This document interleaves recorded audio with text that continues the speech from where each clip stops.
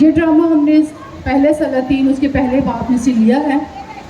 इब्राहिम के कोहिस्तानी मुल्क में रामतीन सोफीन नाम एक शख्स था जिसका नाम अलकाना था। वो इब्राहिमी था और यरहूम बिन अलूबिन तोहूर बिन सोफ का बेटा था। उसकी 2 बीवियां थीं। नन्ना फनन्ना कहाँ हो तुम लोग?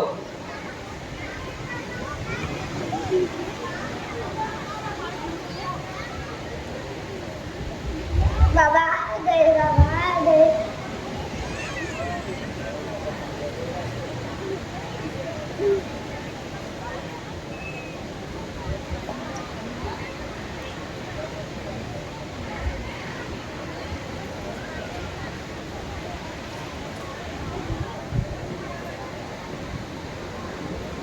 जी अलकाना बोलिए।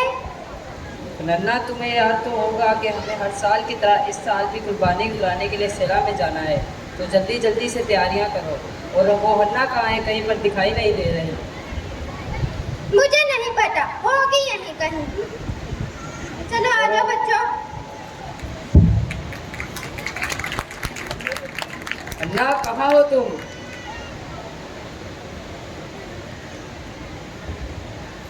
जी अलकाना बोलिए। ना तुम्हें याद तो होगा कि हमें हर साल की तरह इस साल भी रब्बुल फाज के हजूर कुर्बानी गुजारने के लिए जाना है, तो जी। जल्दी जल्दी से तैयारियां करो। जी मैं तो कब से तैयार हूँ, मुझे तो सिर्फ आपका इंतजार था। चलो चलें। और जिस दिन अलकाना ज़बिया गुजरान था, वो अपनी बीवी हन्ना और उनके अपने सब बेटे और बेटियों को हिस्सा देता था और हन्ना को दुगना हिस्सा देता था।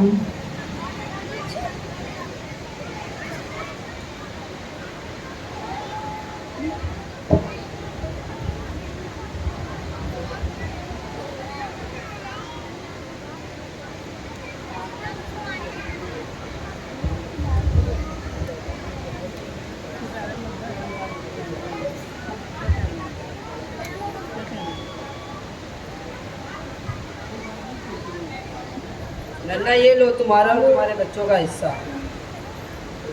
और हन्ना ये लो तुम्हारा हिस्सा। बोलो।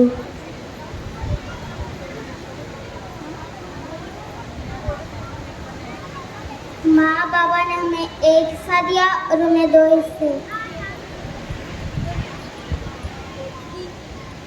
अलकाना पता नहीं क्यों तुम्हें हमेशा दुगना हिस्सा देता है, हालांकि तुम्हारे तो कोई औलाद ही नहीं, और कितने साल से तुम इसी तरह बे औलाद हो।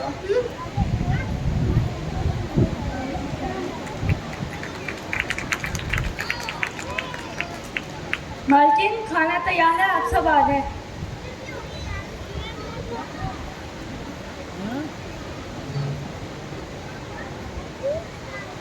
ये लो, ये भी हिस्सा तुम ही रखो क्योंकि तुम हमसे ज्यादा अच्छी हो।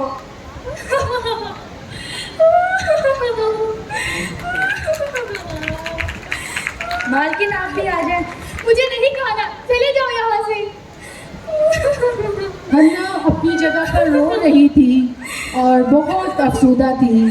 इसी दौरान अलकाना उसके पास आता है और कहता है, हन्ना तुम क्यों रो रही हो? चलो खाना खाने चले। जाओ यहाँ से, मुझे नहीं खाना। हन्ना तुम क्यों रो रही हो? अलकाना तुम ऐसा क्यों करते हो? मुझे दूना हिस्सा और फनन्ना को एक हिस्सा देते हो। हन्ना क्योंकि मैं तुम्हें दिल से चाहता हूँ। और वो मुझे औलाद ना होने के ताने देती है। क्या इसमें मेरा कसूर है कि मेरी औलाद नहीं? हन्ना तुम क्यों रोती हो और अफसरदा होती हो? क्या मैं तुम्हारे लिए 10 बेटों से बढ़कर नहीं? चलो उठो, अब रोना बंद करो, खाना खाने चलें, खाना ठंडा हो रहा है। और जब वो सिला में खा पी चुके तो हन्ना उठी। उसी वक्त एली काहिन खुदावन की हैकल की चौखट के पास कुर्सी पर बैठा हुआ था और हन्ना निहायत दलगीर थी और उसने मन्नत मानी और दुआ करते हुए जार जार रोने लगी।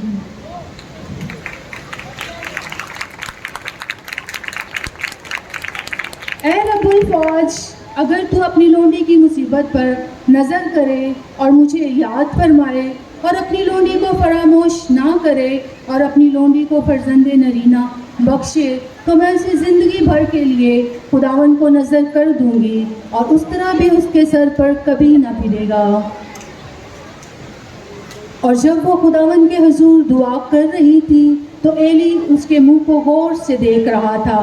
हन्ना तो दिल ही दिल में दुआ कर रही थी, फ़कत उसके होंठ हिलते थे पर उसकी आवाज़ सुनाई नहीं देती थी। बस एली को गुमान हुआ कि वो नशे में है, सो एली ने उससे कहा, है औरत, तू कब तक नशे में रहेगी? जा और अपना नशा उतार। ऐ मेरे मालिक, मैं तो गमगीन औरत हूँ। मैंने ना तो कोई मैं और ना ही कोई नशा पिया, बल्कि अपना दिल खुदावन के सामने उंडेला है। तू अपनी लोंडी को खबीस औरत ना समझ, बल्कि मैंने तो अपने फिक्रों और दुखों के हजूम खुदावन के सामने रखती हूँ।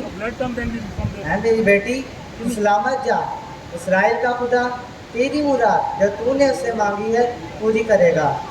तेरी खातमा पर तेरे करम की नजर हो। तब हन्ना गई और उसने खाना खाया। फिर उसका चेहरा उदास ना रहा और वो रामा अपने घर लौट गई। और हन्ना हामला हुई और उसने उसका नाम सैमुएल रखा और कहने लगी कि मैंने उसे खुदावन से मांग कर पाया। अल्काना हर साल की तरह सालाना कुर्बानी चढ़ाने को जाता है, पर हन्ना 3 साल तक ना गई, क्योंकि उसने अपने खावंद से कहा था कि जब तक लड़के का दूध छुड़ाया ना जाए मैं यहीं रहूँगी और तब उसको लेकर जाऊँगी ताकि वो खुदा के सामने हाजिर हो और फिर हमेशा वहीं रहे।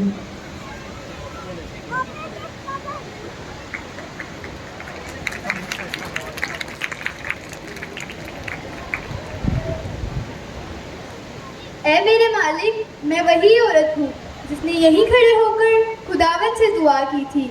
मैंने इस लड़के के लिए दुआ की थी और खुदावन ने मेरी मुराद जो मैंने उससे की है पूरी की।